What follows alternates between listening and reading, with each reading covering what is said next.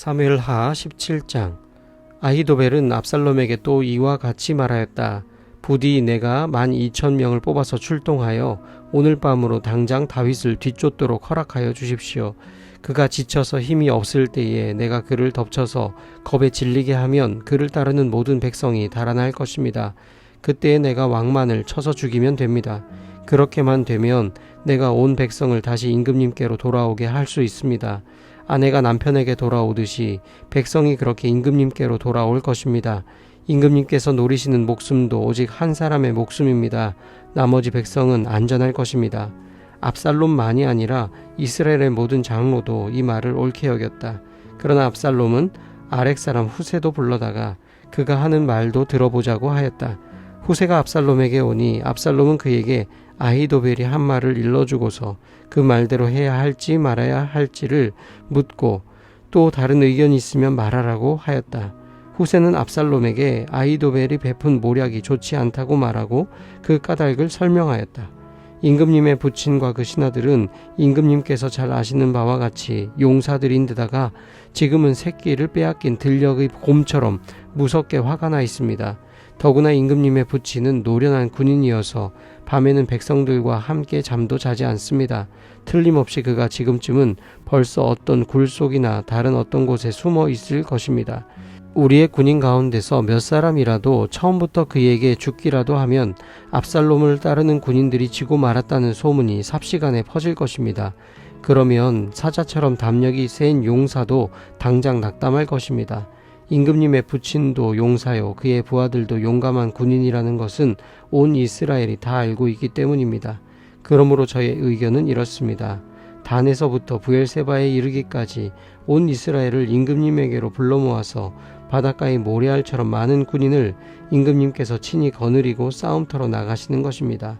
그래서 우리는 다윗이 있는 곳이면 어느 곳이든지 들이닥쳐서 마치 온 땅에 내리는 이슬처럼 그를 덮쳐버리는 것입니다. 그러면 그는 물론이려니와 그와 함께 있는 모든 사람 가운데서 한 사람도 살아남지 못할 것입니다. 또 그가 어떤 성읍으로 물러나면 온 이스라엘이 굵은 밧줄을 가져다가 그 성읍을 동여매어 계곡 아래로 끌어내려서 성이 서 있던 언덕에 돌멩이 하나도 찾아볼 수 없게 하시는 것입니다. 그러자 압살롬과 온 이스라엘 사람이 아렉 사람 후세의 모략이 아히도벨의 모략보다 더 좋다고 찬성하였다. 주님께서 이미 압살롬이 재앙을 당하게 하시려고 아히도벨의 좋은 모략을 좌절시키셨기 때문이다. 후세는 곧 사독 제사장과 아비아달 제사장에게 아히도벨이 압살롬과 이스라엘의 장로들에게 어떤 모략을 베풀었는지 그리고 자기가 또 어떤 모략을 베풀었는지를 알리고서 다음과 같이 말하였다. 이제 빨리 다윗과 함께 사람을 보내서 오늘 밤을 광야의 나루터에서 묵지 마시고 빨리 강을 건너가시라고 전하십시오. 그렇지 않으면 임금님만이 아니라 임금님과 함께 있는 백성까지 모두 전멸을 당할 것입니다. 한편 아비아델의 아들 요나단과 사독의 아들 아히마아스는 예루살렘 바깥의 엔로겔 샘터에서 대기하고 있었다. 그들은 사람들의 눈에 뜨이지 않으려고 성 안으로 들어드는 것을 삼갔다. 거기에 있다가 여종이 그들에게 가서 소식을 전하여 주면 그들이 그 소식을 받아서 직접 다윗 왕에게 전하곤 하였다. 그런데 그만 한 젊은이가 그들을 보고서 압살롬에게 가서 일러 바쳤다. 탈로가 난 줄 알고서 그 두 사람은 재빨리 그곳을 떠나 바후림 마을로 가서 어떤 사람의 집으로 들어갔다. 그 집 마당에는 우물이 있었는데 그들은 그 속으로 내려갔다. 그 집 여인은 덮을 것을 가져다가 우물 아귀에 펴놓고 그 위에 찌은 보리를 널어 놓아서 아무도 눈치채지 못하게 하였다. 압살롬의 종들이 그 집으로 들어와서 그 여인에게 물었다. 아히마스와 요나단이 어디에 있느냐? 그 여인이 그들에게 대답하였다. 그들은 방금 저 강을 건너갔습니다. 그들이 뒤쫓아갔으나 찾지 못하고 예루살렘으로 돌아갔다. 그들이 돌아간 뒤에 그 두 사람이 우물 속에서 올라와 다윗 왕에게 가서 이 소식을 전하였다. 그들은 다윗에게 아히도벨이 다윗 일행을 해치려고 어떤 계획을 세웠는지를 알리고 어서 일어나서 강을 건너가라고 재촉하였다. 그러자 다윗이 자기와 함께 있는 온 백성을 거느리고 거기서 떠나 요단강을 건너갔는데 날이 셀 때까지 요단강을 건너지 못한 사람은 하나도 없었다. 아히도벨은 자기의 모략대로 이루어지지 않는 것을 보자 나귀의 안장을 지워서 타고 거기에서 떠나 자기의 고향집으로 돌아갔다. 거기에서 그는 집안일을 정리한 뒤에 목을 메어서 죽었다. 그는 이렇게 죽어서 자기 아버지의 무덤에 묻혔다. 다윗이 마하나임에 이르렀을 때에야 압살롬이 비로소 이스라엘의 온 군대를 직접 거느리고 요단강을 건넜다. 압살롬은 요압 대신에 아마사를 군 지휘관으로 세웠는데 아마사는 이드라라는 이스마엘 사람의 아들이다. 이드라는 나하스의 딸 아비갈과 결혼하여 아마사를 낳았는데 아비갈은 요압의 어머니 수르야의 여동생이다. 이렇게 온 이스라엘과 압살롬이 길르앗 땅에 진을 쳤다. 다윗이 마하나임에 다다르니 암몬 족속의 도성 라빠에서 나하스의 아들 소비가 찾아오고 로데발에서는 암미엘의 아들 마길이 찾아오고 로글림에서는 길르앗 사람 바르실레가 찾아왔다.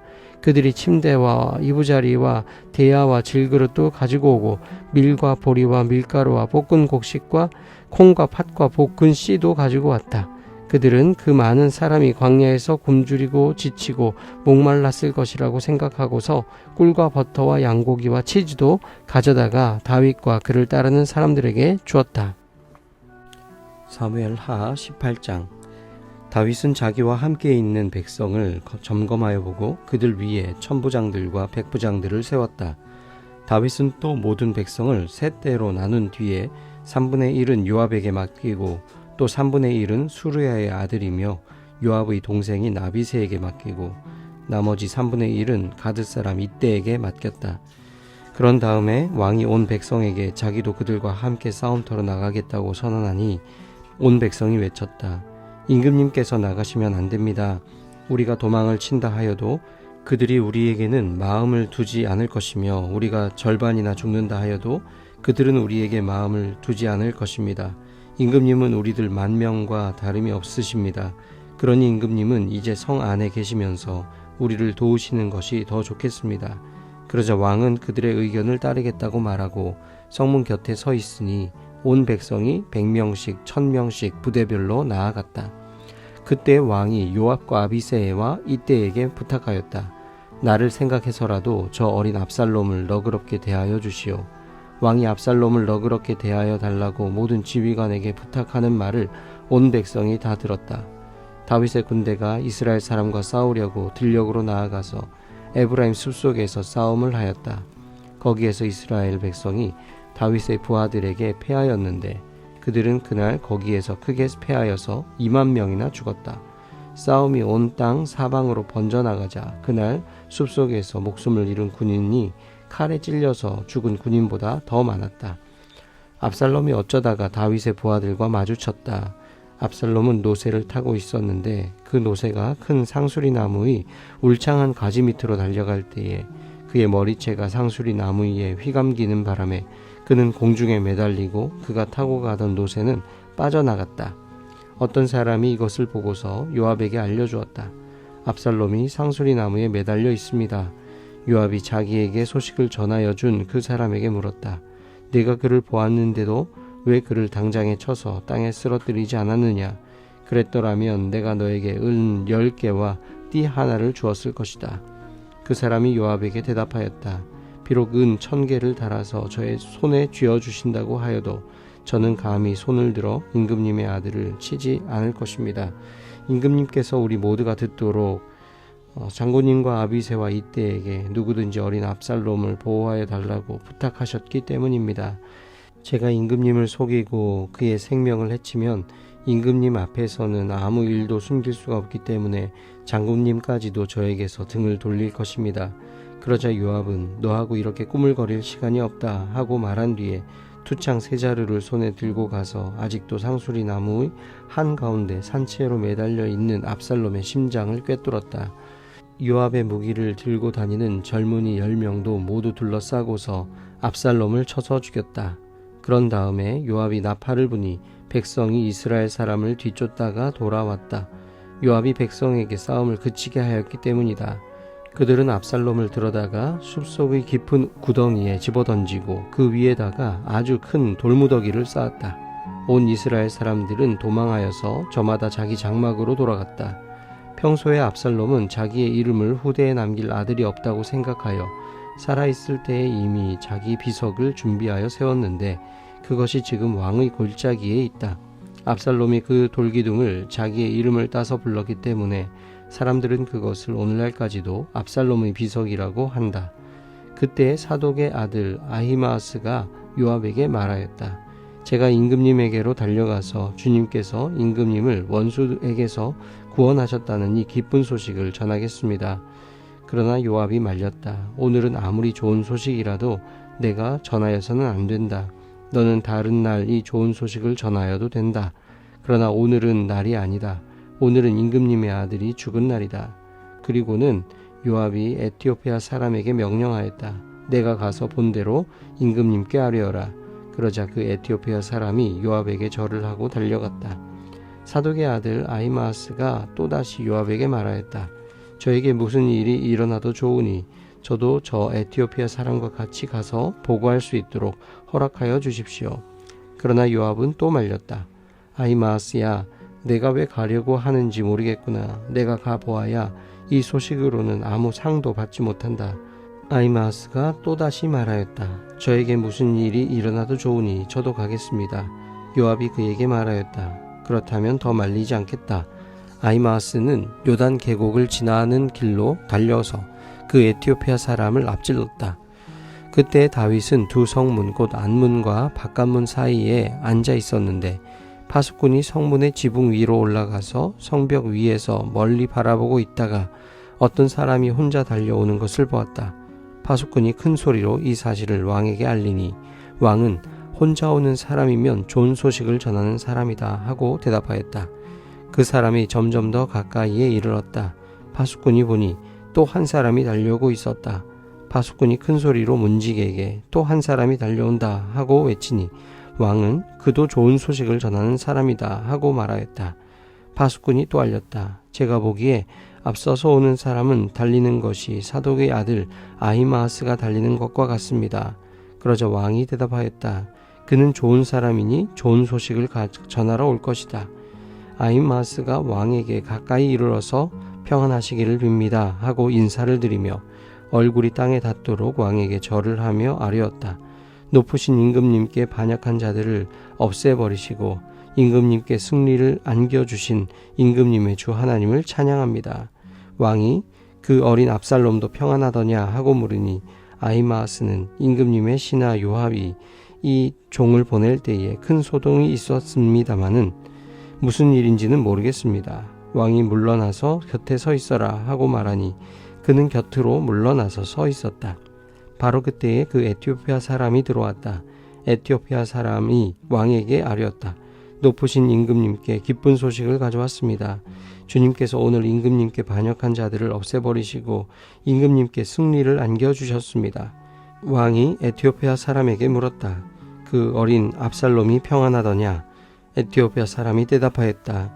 높으신 임금님의 원수들을 비롯하여 임금님께 반역한 자들이 모조리 그 젊은이와 같이 되기를 바랍니다. 왕은 이 말을 듣고 마음이 찢어질 듯이 아파서 성문 위에 다락방으로 올라가서 울었다. 그는 올라갈 때에 내 아들 압살롬아, 내 아들아, 내 아들 압살롬아, 너 대신에 차라리 내가 죽을 것을 압살롬아, 내 아들아, 내 아들아 하고 울부짖었다. 사무엘하 19장. 왕이 목 놓아 울면서 압살롬의 죽음을 슬퍼하고 있다는 소문이 요압에게 전해졌다. 그래서 모든 군인에게도 그날의 승리가 슬픔으로 바뀌었다. 왕이 자기 아들 때문에 몹시 슬퍼한다는 소문이 그날 모든 군인에게 퍼졌기 때문이다. 그래서 그날 군인들은 마치 싸움터에서 도망쳐 나올 때처럼 부끄러워서 빠져나가는 것처럼 슬며시 성 안으로 들어왔다.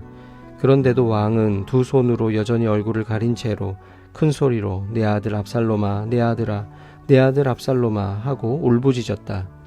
마침내 요압이 집으로 왕을 찾아가서 항의하였다.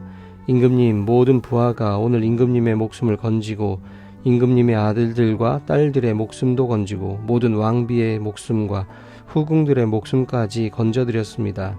그런데 임금님께서는 오히려 오늘 부하들을 부끄럽게 만드셨습니다.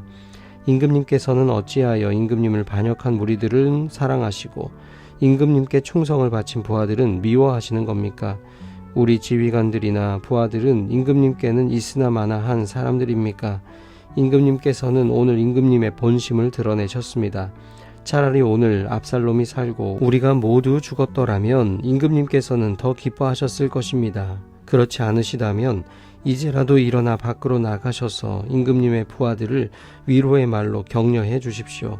제가 주님의 이름을 걸고 맹세하지만 지금 임금님께서 밖으로 나가지 않으시면 오늘 밤에 한 사람도 임금님 곁에 남아있지 않을 것입니다. 그러면 임금님께서 젊은 시절부터 이제까지 당한 그 모든 환난보다도 더 무서운 환난을 당하실 것입니다.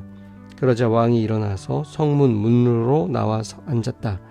임금님께서 성문 문으로에 앉아 계신다 하는 소식이 모든 부하에게 전해지니 모든 부하가 왕의 앞으로 나아왔다. 그 사이에 이스라엘 사람들은 모두 도망하여 저마다 자기 집으로 돌아갔다. 이스라엘 백성은 지파마다 서로 의논이 분분하였다. 다윗 왕은 우리를 원수들의 손아귀에서 구해주었다. 블레셋 사람의 손아귀에서도 우리를 건져주었다. 그러나 지금은 압살롬을 피해서 이 나라에서 떠나 있다.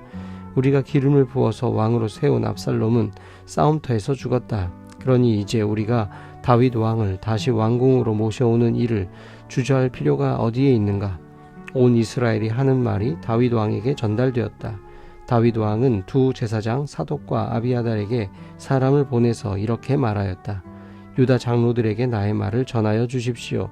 그들이 어찌하여 왕을 다시 왕궁으로 모시는 일에 맨 나중이 되려고 하는지, 그들은 나의 친족이요 나의 고륙지친인데 어찌하여 왕을 다시 모셔오는 일에 맨 나중이 되려고 하는지 물어보시기 바랍니다.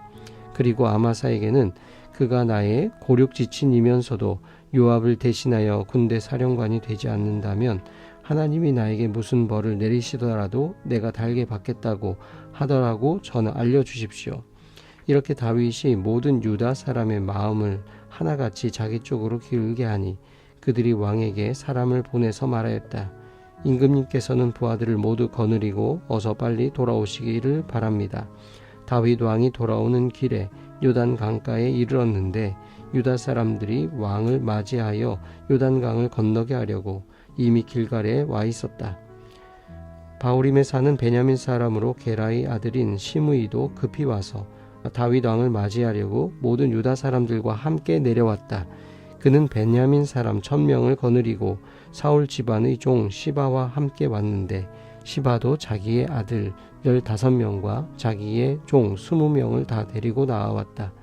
이들은 요단강을 건너서 왕 앞으로 나와왔다. 그들은 왕의 가족이 강을 건너는 일을 도와서 왕의 환심을 사려고 나룻배로 건너갔다. 왕이 요단강을 건너가려고 할 때에 게라의 아들 시므이가 왕 앞에 엎드려서 말하였다. 임금님, 이 종의 허물을 마음에 두지 말아 주십시오. 높으신 임금님께서 예루살렘에서 떠나시던 날 제가 저지른 죄악을 임금님께서는 기억하시거나 마음에 품지 말아 주십시오. 바로 제가 죄를 지은 줄을 이 종이 잘 알고 있습니다. 그렇기 때문에 제가 오늘 요셉 지파의 모든 사람 가운데서 맨 먼저 높으신 임금님을 맞으러 내려왔습니다. 스루야의 아들 아비새가 그 말을 받아서 왕에게 말하였다. 주님께서 기름 부어 세우신 분을 시므이가 저주하였으니 그것만으로도 시므이는 죽어야 마땅한 줄 압니다. 그러나 다윗이 말하였다. 스루야의 아들들은 들어라. 나의 일에 왜 너희가 나서서 오늘 나의 대적이 되느냐? 내가 오늘에서야 온 이스라엘의 왕이 된 것 같은데 이런 날에 이스라엘에서 사람이 처형을 받아서야 되겠느냐? 왕이 시므이에게 맹세하였다. 너는 처형을 당하지 않을 것이다. 그때 사울의 손자 무비보셋도 왕을 맞으러 내려왔다. 그는 왕이 떠나간 날부터 평안하게 다시 돌아오는 날까지 발도 씻지 않고 수염도 깎지 않고 옷도 빨아 입지 않았다. 그가 예루살렘에서 와서 왕을 맞이하니 왕이 그에게 물었다. 무비보셋은 어찌하여 나와 함께 떠나지 않았느냐? 그가 대답하였다. 높으신 임금님, 저는 다리를 절기 때문에 나귀를 타고 임금님과 함께 떠나려고 제가 탈 나귀에 안장을 얹으라고 저의 종에게 일렀으나 종이 그만 저를 속였습니다. 그리고는 그가 임금님께 가서 이 종을 모함까지 하였습니다. 임금님은 하나님의 천사와 같은 분이시니 임금님께서 좋게 여기시는 대로 처분하시기를 바랍니다. 제 아버지의 온 집안은 임금님에게 죽어도 마땅한 사람들 뿐인데 임금님께서는 이 종을 임금님의 상에서 먹는 사람들과 함께 먹도록 해주셨으니 이제 저에게 무슨 염치가 있다고 임금님께 무엇을 더 요구하겠습니까? 그러나 왕은 그에게 말하였다. 내가 어찌하여 그 이야기를 또 꺼내느냐? 나는 이렇게 결정하였다. 너는 시바와 밭을 나누어 가져라. 무비보셋이 왕에게 아뢰었다. 높으신 임금님께서 안전하게 왕궁으로 돌아오시게 되었는데 이제 그가 그 밭을 다 차지한들 어떻습니까?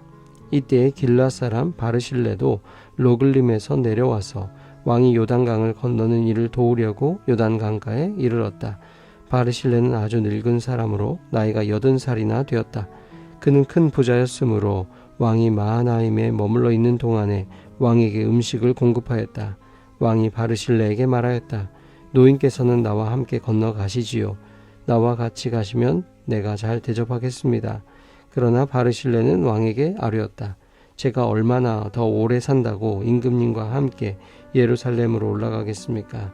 제 나이가 지금 80입니다. 제가 이 나이에 좋은 것과 나쁜 것을 어떻게 가릴 줄 알겠습니까?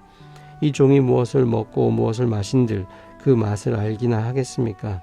노래하는 남녀가 아름다운 노래를 부른들 제가 이 나이에 잘 알아듣기나 하겠습니까? 그러니 이 종이 높으신 임금님께 다시 짐이 되어서야 되겠습니까? 이 종은 임금님을 모시고 요단강을 건너려는 것뿐인데 어찌하여 임금님께서는 이러한 상을 저에게 베푸시려고 하십니까?